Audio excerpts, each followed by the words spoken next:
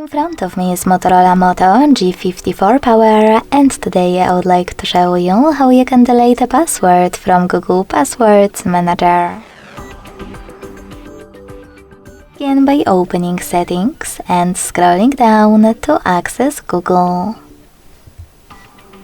Then click on All Services. Select Autofill. Autofill with Google and Google Password Manager. Following that, click on one of your passwords that you wish to delete and enter your current login method. Lastly, hit the delete button next to the edit one and confirm your choice in the pop-up.